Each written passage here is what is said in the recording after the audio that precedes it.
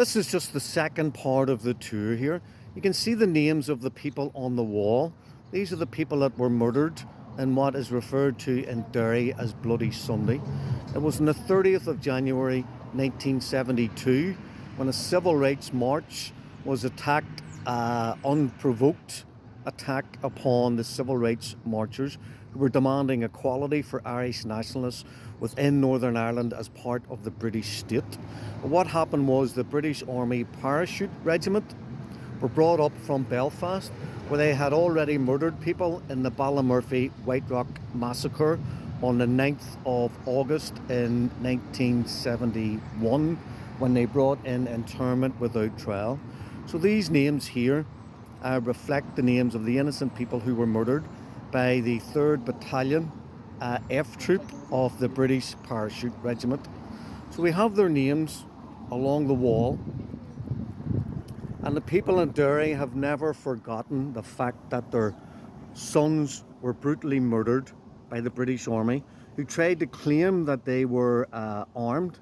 They tried to claim that they had nail bombs, but in reality what they did was murder 13 innocent people here in the Bogside in Derry. So just as a wee follow-up from that, for over 50 years the British government and the British Army insisted that all the people that were shot, stroke killed, and we say murdered on that day, were all armed terrorists and members of the Irish Republican Army. The families fought for over 50 years until finally in 2015 the Prime Minister of Great Britain, David Cameron, exonerated all those who had been murdered and said that they were in fact innocent. And the people in Derry for 50 years have had a march on the Sunday closest to the anniversary, which is the last Sunday in January around the 30th, and they've had a march every year ever since, calling for prosecutions for the soldiers involved and justice for those who were murdered. Some of the families, including representatives from Sinn Féin, have accepted the British government apology, but many family members have continued today to demand prosecutions and the truth of what really happened on that day.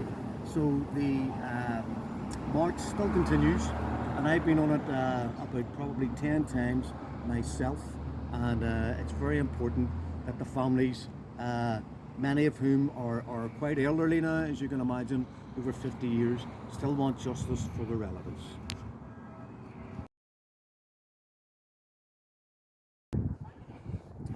Here's another part of the city where we have the murals. The murals are a way of the community expressing their political beliefs, and again, this whole area, which is where 13 innocent people were murdered on the 30th of January 1972. You can see in the background, you see the Civil Rights Association. You can see the British Army stopping some of the injured from getting medical treatment. You can see the priest in the background, who then became the local bishop. And you can see the flag at the bottom, which represents the civil rights being trampled on and being covered in blood. So originally the people on the march set out to demand equality and justice as living as Irish citizens within the British state. And the state response was to murder 13 innocent people unarmed in 1972. So we're just going to go around here now and see some of the other murals which are representative of the community and what happened on the day. So we'll just walk along here. This mural here in the background, you can see the young boy with the gas mask, because whenever the soldiers were firing tear gas at the people up what was called Rossville Flats, this boy was 13 or 14 whenever this is taken from an original photograph and is now up on the walls. They were fighting the police, which represents the British state, and this is an iconic symbol and reflection of young people in the north of Ireland fighting against the state, fighting against state repression and inequality. And just here we have, this is the famous Bernadette Devlin, now Bernadette Devlin McCalliskey. She was on the civil rights march on the day that people were murdered, and she has She became the youngest member of Parliament in the British Parliament, and she famously slapped Reginald Maudling. He was the Secretary of State, like the British consul in the north of Ireland, and she slapped him on the face in Parliament for his murder of the people and the civil rights. And you can see here the women with the bin lids. So whenever the British Army would come in to raid, the homes of the nationalist community, looking for arms, looking for wanted men, but also a form of harassment of the local community, people would come out, women would come out with the bin lids and rattle them on the ground, and this alerted the men to the fact that the British Army were in raiding in the Cregan and the Bogside, and people who were wanted by the military could then escape because they had been forewarned about what was happening. And this white edifice here is called Free Derry Corner, and you can see the Palestinian flag flying at the top, and this shows the solidarity between the Irish people who have lived under occupation for over 800 years with the people of Palestine, whose country was given away with the Balfour Declaration in 1917 and the creation of an apartheid Zionist rogue state in 1948, when the United Nations, under the control of Britain and America, gave 52% of Palestine to what was then 10 or 15% of the population who had moved in. So we're just going to go over to Free Derry Corner.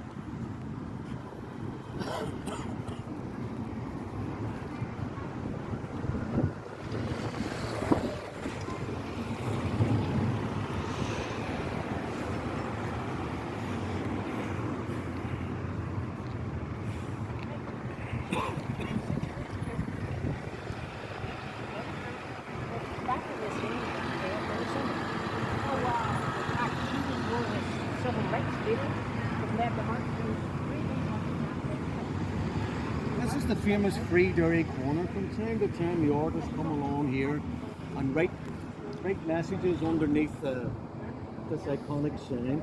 This is where the march ends every January, and the people gather here to remember the people who were murdered.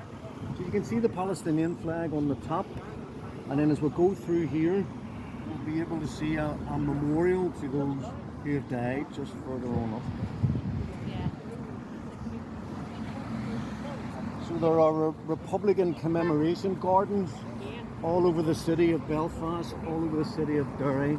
We'll get them in Armagh and Crossmaglen and in other places. And here's something we've just walked past. This olive tree was planted on the 30th of March 2022 to commemorate Land Day in Palestine and the shared struggle between Ireland and Palestine. And there is the olive tree as a symbol of solidarity.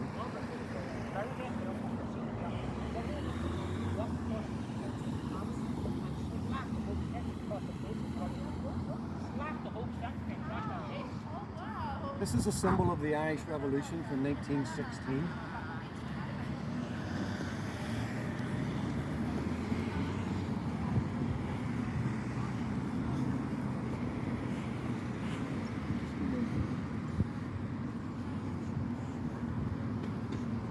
This is a Gardens of Remembrance for all the Republicans who died here in the fight for national sovereignty and self-determination and freedom. Here are the names of the hunger strikers who have died over a century, starting with Thomas Ashe, who was the Lord Thomas Ashe, and then Terence McSweeney. He was the Lord Mayor of Cork.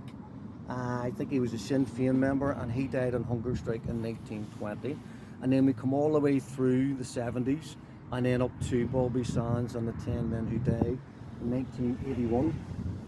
This is the names, the roll of honour. This is Ogla Naharan, which means Soldiers of Ireland.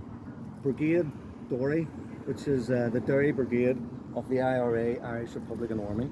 And these are the names. Oglach means volunteer. So volunteer Thomas McCool, volunteer Joseph Coyle, have all died in the fight for Irish sovereignty and an end to the British occupation of Ireland. And also here we have the names of the people who have died. These will be Republicans Some of them died on active service as IRA members, and others are probably mostly civilians or ex-Republicans who are no longer with us.